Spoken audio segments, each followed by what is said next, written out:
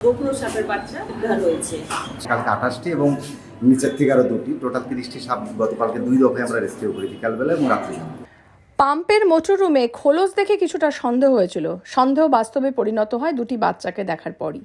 এরপরই খবর পেয়ে গ্রিন জলপাইগুড়ির অঙ্কুর দাস এসে 3 দফায় একে একে 34টি গোখরো সাপের বাচ্চা উদ্ধার করেন। শুধু তাই নয়, আরও সাপের বাচ্চা রয়েছে বলেও সন্দেহ তার।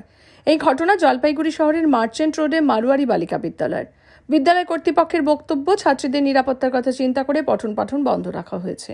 এদিকে বিদ্যালয় থেকে সাপের বাচ্চা উদ্ধারের ঘটনাকে কেন্দ্র করে স্বাভাবিকভাবেই চাঞ্চল্য ছড়িয়েছে। এদিন বিদ্যালয়ের ভারপ্রাপ্ত প্রধান শিক্ষিকা রিমা তেওয়ারি বলেন, বিষয়টি প্রথম চোখে পড়ে ছাত্রীদের জন্য মিড ডে মিল রান্নার দায়িত্বে থাকা কর্মী পাম্প চালানোর জন্য মেশিন রুমে গিয়েছিলেন। সেখানে তার সাপের খোসও নজরে আসে। এরপরে সেখানেই তিনি সাপের 2-3টি বাচ্চাও দেখতে পান। বিষয়টি তার কাছ থেকে জানার পরই খবর দেওয়া হয় গ্রিন জলপাইগুড়ি স্বেচ্ছাসেবী সংগঠনকে। রিমা তেওয়ারি বলেন, গতকাল থেকে এখন পর্যন্ত 34টি সাপের বাচ্চা উদ্ধার করেছেন অঙ্কুর বাবু। এদিকে গ্রিন জলপাইগুড়ি স্বেচ্ছাসেবী সংগঠন সম্পাদক অঙ্কুর দাস বলেন, গতকাল বিকেল থেকে শুরু করে এখনো পর্যন্ত 34টি সাপ উদ্ধার করা হয়েছে। এছাড়া আরও একটি দেখা গেছে, কিন্তু বড় সাপটিকে এখনো দেখা যায়নি। সেই কারণেই যতক্ষণ না পর্যন্ত সুনিশ্চিত করা যাচ্ছে না একটিও সাপ নেই, ততক্ষণ পর্যন্ত ছাত্রীদের নিরাপত্তার সাথে পঠন পাঠন বন্ধ রাখার জন্য বিদ্যালয় কর্তৃপক্ষকে বলা হয়েছে। তারা সেটা মেনেও নিয়েছেন। আমাদের স্কুল জলপাইগুড়ি মারোয়ারি বালিকা বিদ্যালয় থেকে কালকের থেকে সাপের বাচ্চা, গোখরো সাপের বাচ্চা উদ্ধার হয়েছে। ঘুরে এসছে এটা তো বলা মুশকিল, কেননা নালান থাকে, পাইপলাইন্স গুলো ভিতর থেকে থাকে। এখন এদের তো বলা মুশকিল যে কোথা থেকে ঢুকবে আর কোথা থেকে বেরোবে, কারণ এদের তো ছোটোখাটো ফুটো হলেও বেরোয় যায়, ঢুকে যায়। বলছি ম্যাডাম, কি করে নজরে আসলো প্রথমে এই বিষয়টি? অ্যাকচুয়ালি আমাদের মিড ডে মিলের যে দিদি রান্না করেন, উনি এসেছিলেন পাম্প চালাতে। পাম্প চালাতে এসে দেখলেন খোলসটা, তারপরে পাম্পটা অন করার পর দেখলেন হয়তো পাম্প গরম হয়ে যায় চালানোর পর। তারপরে উনি সরিয়ে লাইট জ্বালিয়ে দেখেন সাপের 2-3টা বাচ্চা ওখানে ঘুরছে। তারপরে তো আমাদের আবার গ্রিন জলপাইগুড়িতে অঙ্কুরদাকে খবর দেওয়া হলো, উনি সাথে সাথে ছুটে এসেছেন। আসার পর কালকে কিছুটা উদ্ধার হয়েছে, আজকে কিছুটা উদ্ধার হচ্ছে, এখনো চলছে উদ্ধার কাজ। কি সাপ উদ্ধার হচ্ছে এগুলো? এখনো কতগুলো উদ্ধার হয়েছে?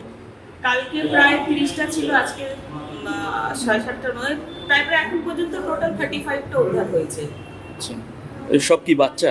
হ্যাঁ, সব বাচ্চা। মানে যে বয়স্ক মা বলতে ও এখনো মানে তার হাদিস পাওয়া যাচ্ছে না যে কোথায় আছে, কোন দিকে আছে।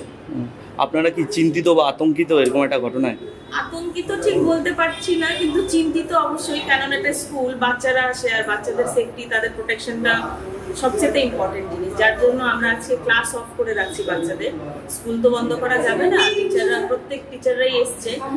আর একটু তো ভয় থাকেই, ও আমাদের কিছু করবে না, তবুও মানুষের সাপের নাম শুনলেই ভয়ে আতঙ্কে একটু হয়েই যায় মানুষরা।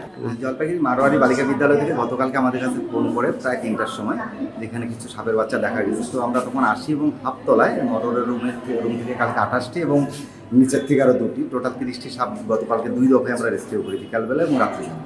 এবং আজকে সকালবেলা আসি এবং এখানে এই মুহূর্তে আরও 3টে সাপ রেস্কিউ হয়েছে। টোটাল এই মুহূর্তে উদ্ধার সংখ্যা হচ্ছে 33, এবং আরও 2টো সাপের সাথে আমাদের লুকোচুরি খেলা হচ্ছে।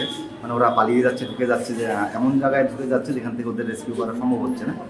তো টোটাল 35টা আমরা টেস্ট করতে পেরেছি, 33টা রেস্কিউ করেছি এবং মাকে দেখা যায়নি, চেষ্টা হচ্ছে। এবং দিদিমণিদেরকে আমরা আবেদন জানিয়েছি যে এই বাচ্চাদের মানে স্কুলের স্টুডেন্টদের নিরাপত্তার সাথে যতক্ষণ পর্যন্ত আমরা কনফার্ম না হচ্ছি যে আর সাপ নেই, ততক্ষণ পর্যন্ত স্কুলটা বন্ধ রাখছে। সেই ক্ষেত্রে 3 দিনও রাখতে পারে। বলছি, স্কুলের ভিতরে এতগুলো সাপ কি করে আসলো বা কি ব্যাপার জানতে পারলেন? দেখুন, আমাদের পরিবেশের বিভিন্নভাবে তো নষ্ট হচ্ছে। আশপাশে ইটের পরে ইট দিয়ে তৈরি বিল্ডিং হচ্ছে, চারদিকে এত ভাঙাভাঙি হচ্ছে এবং সাপদের বাসস্থানগুলো নষ্ট হচ্ছে।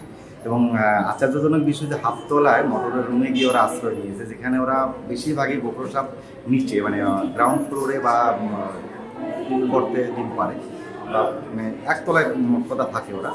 এখানে হাফতলা বা দোতলার কাছাকাছি যে গিয়ে ডিম পাচ্ছে বা ডিমটাকে বাচ্চা ফুটিয়েছে, এটা সত্যি আশ্চর্যজনক। এবং আশপাশে তাদের বাস্তুতন্ত্র নষ্ট হচ্ছে বলে এটা সমস্যা হচ্ছে।